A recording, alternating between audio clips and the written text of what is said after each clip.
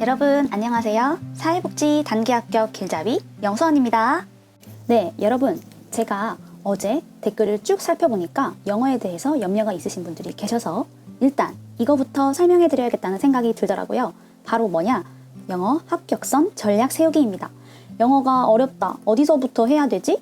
어떻게 해? 마치 망망대해에 있는 여러분들을 위해서 제가 처음 공부할 때 느꼈던 그 막막함을 해소시키기 위해서 이 영상을 만들어 보았습니다. 바로 영어 점수 파트별 전략 짜기인데요.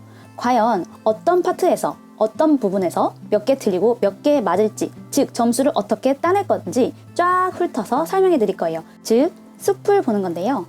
세 가지로 제가 요약해서 설명해 드릴 겁니다. 이번 영상을 보시면 내가 문법, 어휘, 독해 어느 부분에 힘을 주고 하면 되겠다 하고 답이 나오실 거고, 그럼 자연스럽게 강의를 어떤 것부터 드리면 될지, 다음 스텝으로 어떤 공부를 하면 될지 짜라락 그려질 거예요. 그럼 시작해 볼게요. 여러분, 제가 설명드리고 싶은 전략 세 가지는 오늘 파트별 분석, 그리고 점수 목표 설정, 세 번째는 파트별 공부 비중 두기입니다. 즉 어떤 파트에 가중치를 얼마나 둘지 우린 전략적으로 세울 겁니다. 여러분, 제가 영어 전략을 위해서 세 가지 말씀드리기 전에 인트로를 먼저 하나 말씀드리고 싶은 게 있는데요. 저는 영어 노 베이스였습니다.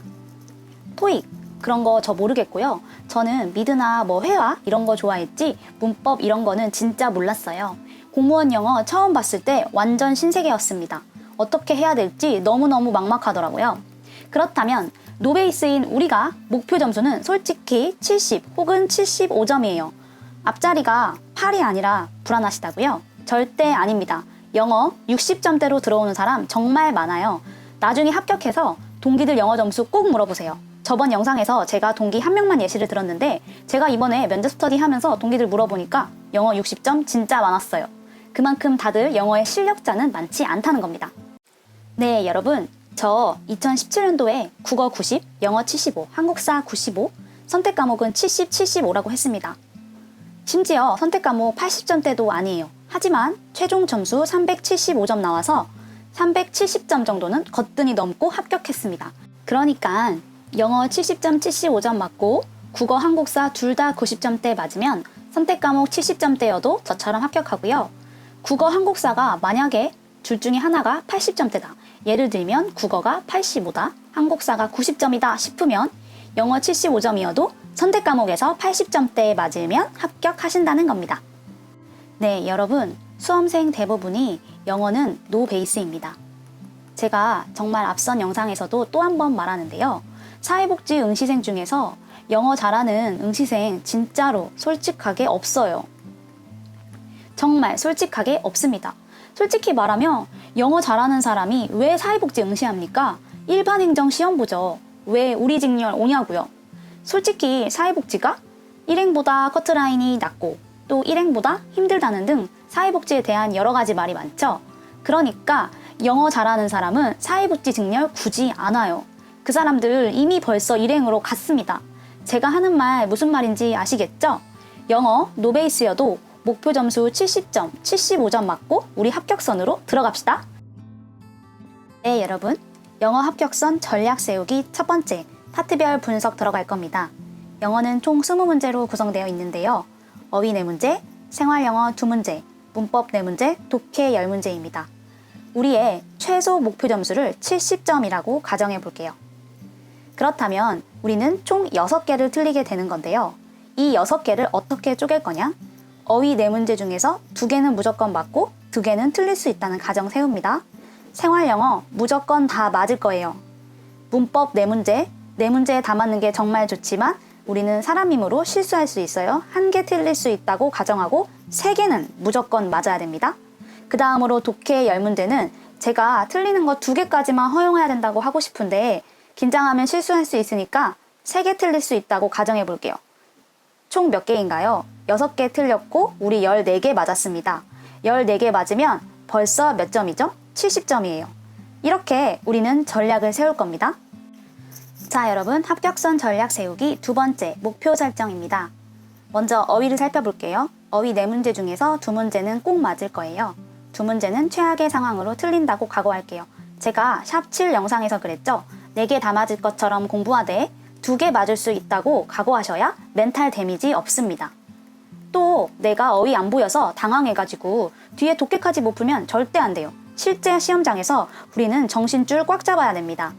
제 친구가 어휘에서 당황해서 독해 지문이 아예 안 보였대요. 그래서 그 다 맞아야 된다는 강박이 그 친구를 시험장에서 힘들게 만든 겁니다. 제가 그래서 강조하는 거예요.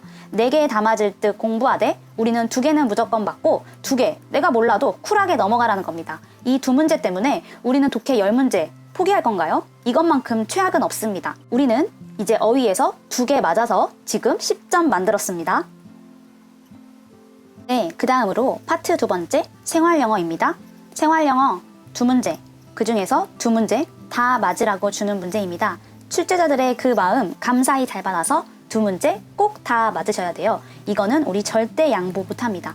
그래서 이 2문제에 다 맞아서 우리는 지금 10점도 더 플러스 되었습니다.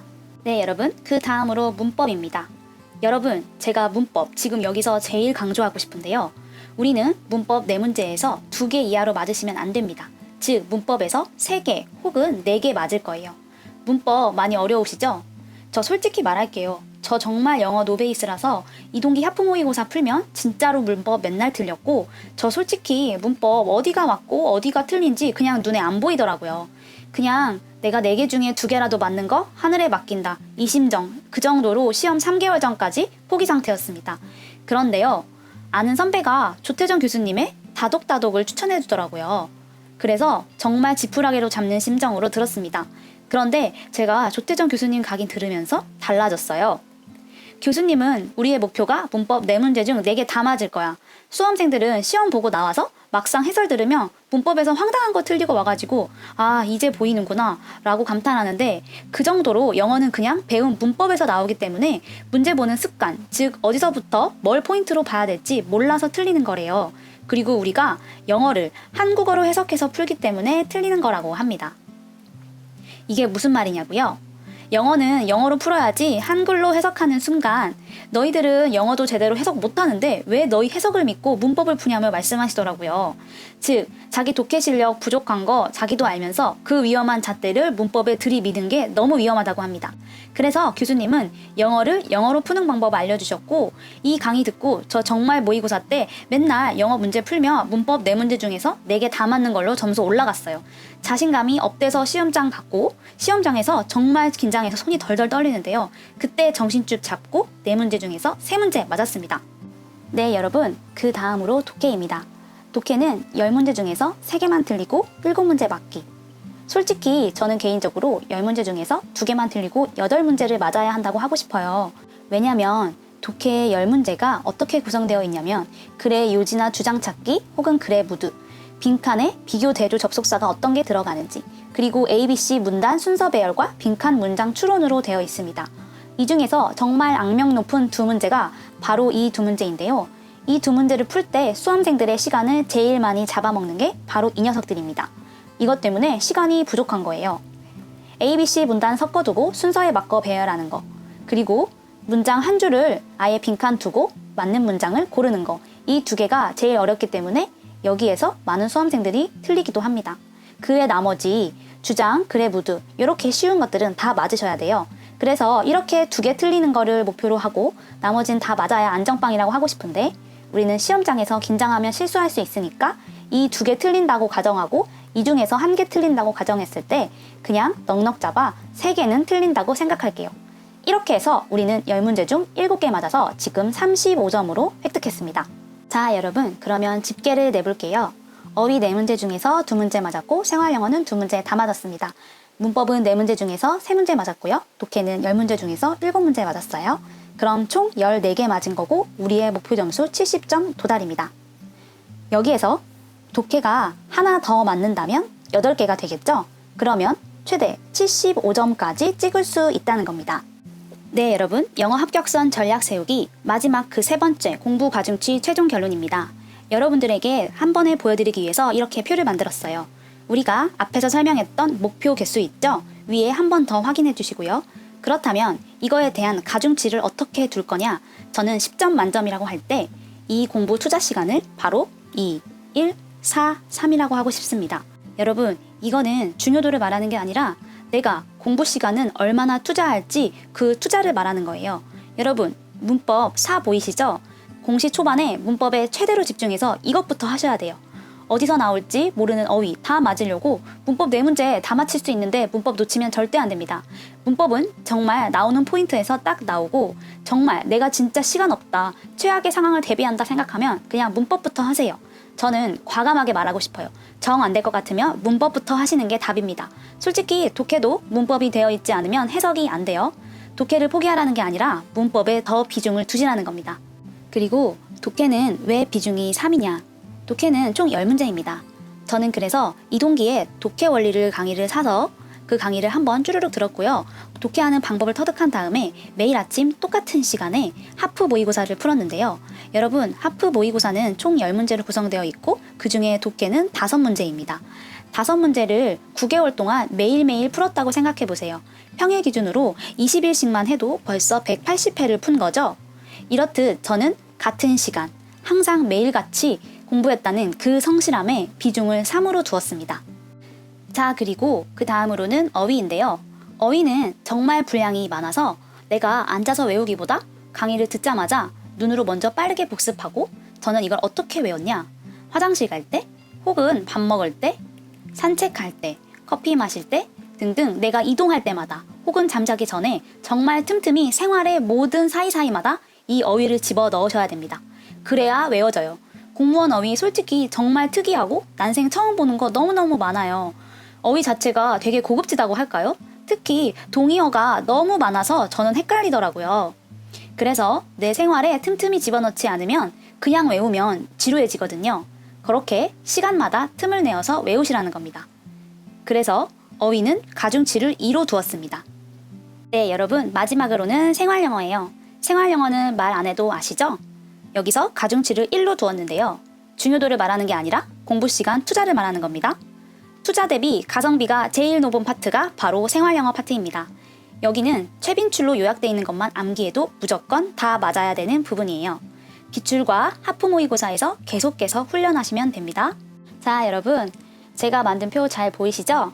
여러분이 문법의 초반에는 정말 집중해서 달리다가 문법의 수준이 어느 정도 올라왔다고 생각하시면 그 다음 비중을 독해에서 투자를 하시는 겁니다. 가령 지금은 4대 3이지만 나중에는 이게 3, 독해가 4가 될 수도 있어요. 그런 날이 분명히 올 겁니다. 초반에 내가 어떤 파트에 집중하고 어떤 거를 놓아야 할지, 최악의 몇 개까지만 틀리고 그 이하로는 절대 허용을 안 할지 파트별로 본인만의 데드라인을 정하세요. 네, 여러분, 이상으로 이렇게 합격 전략 세우는 방법을 확인해 보았고요. 각 파트별로 어떻게 공부할 건지 디테일한 영상은 제가 따로 영상을 업로드했어요. 어떤 교재를 사용했는지, 어떤 기간에 어떻게 공부했는지 이어지는 샵9, 샵10 영상을 확인해서 여러분들에게 꼭 맞는 영어 방법을 세우시기 바랄게요.